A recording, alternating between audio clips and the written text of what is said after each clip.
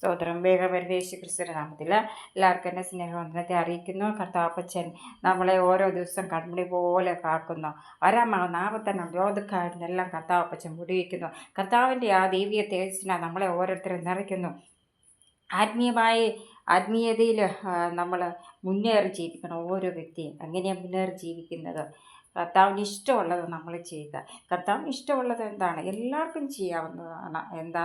പാടണം, പ്രാർത്ഥിക്കണം, ആരാധിക്കണം, ദൈവത്തിൻ്റെ വചനം വായിക്കണം, ദൈവത്തോട് പ്രാർത്ഥിക്കണം. ഇതൊക്കെ കർത്താവിന് എപ്പോഴും ഇഷ്ടമുള്ള കാര്യങ്ങളാണ്. അവനവന് കിട്ടുന്ന താലന്തുകൾ എന്താണോ അത് വളർത്തിക്കൊണ്ട് പോകണം. പാടാൻ കഴിയുന്നവർ പാടണം, അത് വിളിച്ചെടുക്കണം. പ്രാർത്ഥിക്കാൻ ആഗ്രഹമുള്ളവർ പ്രാർത്ഥിക്കണം. അതുപോലെ ബൈബിൾ വായിക്കാൻ, അങ്ങനെ ഓരോ കഴിവുകളുള്ളവരുണ്ട്. ഒരു താലന്തും ഇല്ലാത്തവർ ഈ ലോകത്തിൽ ആരുമില്ല. ഏതാണ് കിട്ടുന്ന താലന്ത് അത് വിപുലീകരിച്ച് നമ്മൾ കൊണ്ടുപോകണം. കുഞ്ഞുങ്ങളൊക്കെ ആയിരിക്കുന്നിടത്ത് കർത്താപ്പച്ചൻ പരിപാലിക്കട്ടെ, ജയത്തോടെ നടത്തട്ടെ. നമ്മളിൽ ഈ ലോകത്തിൽ ജീവിക്കുമ്പോൾ എന്തെല്ലാം പ്രയാസങ്ങൾ, പ്രതികൂല സാഹചര്യങ്ങൾ, അനർത്ഥങ്ങൾ, ആപത്തുകൾ, രോഗങ്ങൾ, ദുഃഖങ്ങൾ, ഇതൊക്കെയും നമ്മൾ കാണുവാനും കേൾക്കുവാനും ഒക്കെ ഇടയായിത്തീരും. പക്ഷേ അവൾ പതറാതെ കർത്താവിൻ്റെ മുമ്പിലോട്ട് ആ സാഹചര്യങ്ങളെ ഇട്ടുകൊടുത്ത് പ്രാർത്ഥിക്കുക. തീർച്ചയായിട്ടും അതിൻ്റെ വിടുതൽ നമ്മൾക്ക് കാണുവാൻ സാധിക്കും. പലപ്പോഴും നമ്മളുടെ പ്രയാസങ്ങൾ അല്ല, മറ്റുള്ളവരുടെ പ്രയാസങ്ങളും നമ്മളിലേക്ക് എടുത്ത് ആ പ്രയാസങ്ങളിൽ നിന്ന് അവർക്ക് വിടുതൽ കിട്ടുന്നതിന് വേണ്ടി നമ്മൾ പ്രാർത്ഥിക്കണം. പലപ്പോഴും ഞാൻ മറ്റുള്ളവർക്ക് എന്തെങ്കിലും ഒരു പ്രയാസം കേട്ടാൽ സത്യമായിട്ടും ഞാൻ അവർക്ക് വേണ്ടി പ്രാർത്ഥിക്കും. അവർക്കൊരു വിടുതൽ കൊടുക്കണം. അപ്പം നമ്മൾ പാർക്കുന്ന ഭവനം അത് ദൈവത്തിൻ്റെ ഭവനമാണ്. അപ്പം ദൈവത്തിൻ്റെ സാന്നിധ്യമാണ് അവിടെ ഇറങ്ങേണ്ടത്. അപ്പോൾ ഭവനത്തിലുള്ളവരെ നമ്മൾ സമർപ്പിച്ച് പ്രാർത്ഥിക്കണം. ദേശത്തെ സമർപ്പിച്ച് പ്രാർത്ഥിക്കണം.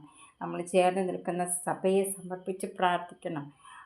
ഈ സമർപ്പണ പ്രാർത്ഥന നമ്മൾക്ക് ഓരോ വ്യക്തിക്കും ആവശ്യമായിട്ടുള്ള കാര്യമാണ്. കാരണം നമ്മൾ ഈ ലോകത്തിൽ ജീവിക്കുമ്പോൾ നമ്മൾ ഇതെല്ലാം ഓരോ കാര്യങ്ങളും കണ്ണും കേട്ടുമാണ് നമ്മൾ പോകുന്നത്. എനിക്ക് ഒരു കുഴപ്പമില്ല എന്ന് ആർക്കും പറയാൻ പറ്റത്തില്ല. കാരണം ഒന്നല്ലെങ്കിൽ വേറെ ഓരോ പ്രയാസങ്ങൾ ഓരോരുത്തരുടെയും ജീവിതത്തിലുണ്ട്. പക്ഷെ ആ പ്രയാസങ്ങളെ അതിജീവിക്കണം. പ്രയാസങ്ങളിൽ ഇങ്ങനെ ഭാരപ്പെട്ട് നിൽക്കാതെ അടുത്തത് എന്താണ് അതിൻ്റെ വിടുതൽ കിട്ടുന്നത്. അപ്പോൾ അത് നമ്മൾ ദൈവത്തിന് മുമ്പാകെ സമർപ്പിച്ച് നമ്മൾ ജീവിക്കുകയാണ് ചെയ്യേണ്ടുന്നത്.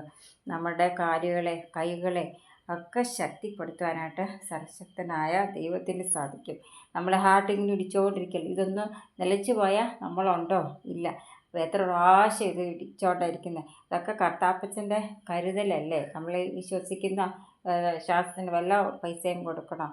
പക്ഷെ അതൊക്കെ ഒരു ദൈവത്തിൻ്റെ ഒരു കൃപ കൊണ്ടാണ് നമ്മൾ ഓരോരുത്തരും ജീവിക്കുന്നത്. ഭൂമിയിൽ ജീവിക്കുമ്പം ദൈവത്തിൻ്റെ സാന്നിധ്യം, ദൈവത്തിൻ്റെ സാമീപ്യം നമുക്കെല്ലാവർക്കും ആവശ്യമാണ്. നമ്മൾ ഇരിക്കുന്ന മുറിയിലേക്ക് ആ സാമീപ്യം ഇറങ്ങുക. അതാണ് ദൈവം നിന്നെ കൈവിടുകില്ല, ദൈവം നിന്നെ കാണാതിരിക്കില്ല,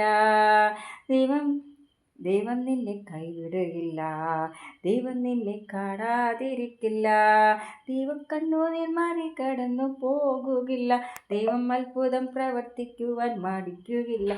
നീ ദൈവത്തോട് നിലവിളിച്ചാൽ, നീ ദൈവത്തോട് പ്രാർത്ഥിച്ചെന്നാൽ ദൈവം താഴേക്കിറങ്ങി വരും, വന്നു നിന്നോട് ചേർന്നു നിൽക്കും. കേട്ടോ? അപ്പോൾ യേശു അപ്പച്ചൻ നമ്മളോട് ചേർന്ന് നിൽക്കും. മാനസികമായും ശാരീരികമായും എല്ലാം ബലപ്പെടുത്തുവാൻ ആർക്ക് സാധിക്കും? കർത്താപ്പച്ചന് സാധിക്കും. അപ്പോൾ കർത്താവിൻ്റെ കരങ്ങളിൽ നമ്മൾ ഓരോരുത്തരും സുരക്ഷിതരാണ്. ഞാൻ എൻ്റെ കണ്ണപർവ്വതങ്ങളിലേക്ക് ഉയർത്തുന്നു. എനിക്ക് സഹായം എവിടെ നിന്ന് വരും? എൻ്റെ സഹായം ആകാശത്തെയും ഭൂമിയെയും ഉണ്ടാക്കിയ യഹോവയിൽ നിന്ന്. അപ്പോൾ നമുക്ക് സഹായം ലഭിക്കുന്നത് ആരിൽ നിന്നാണ്? നമ്മുടെ കർത്താവിൽ നിന്നാണ്. അപ്പം കുഞ്ഞുങ്ങളൊക്കെ എന്നും ഞാൻ പറയുന്ന പോലെ കുഞ്ഞുങ്ങളൊക്കെ ബൈബിൾ വായിക്കുകയും പ്രാർത്ഥിക്കുകയും ആരാധിക്കുകയും ദൈവസന്നിധിയിൽ പോവുകയും ഒക്കെ ചെയ്ത് നിങ്ങൾ മുമ്പോട്ട് പോവുക. നിങ്ങളുടെ ജീവിതയാത്രയിൽ കർത്താവിൻ്റെ തുട എപ്പോഴും കൂടെയിരിക്കും. കർത്താവിൽ ആശ്രയിച്ച് ജീവിക്കുക.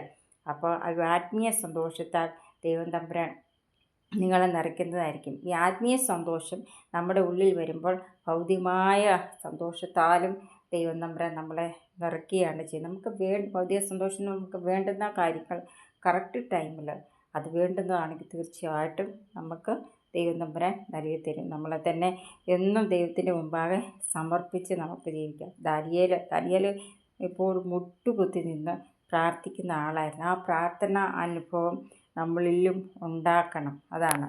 അപ്പോൾ ഓരോ ദിവസവും നമ്മൾ കൺമണി പോലെ കാക്കുവാൻ ആർക്ക് സാധിക്കും? ദൈവത്തിന് സദൈവ നിർമ്മലമായ ഒരു ഹൃദയം സൃഷ്ടിച്ച് സ്ഥിരമായ ആത്മാവിനിൽ തരയണമേ. ഇതാണ് 51 സങ്കീർത്തനത്തിൽ പറഞ്ഞിരിക്കുന്നത്. എല്ലാവരും ദൈവം അനുഗ്രഹിക്കട്ടെ, ചേർത്തോടെ നടത്തട്ടെ. God bless U.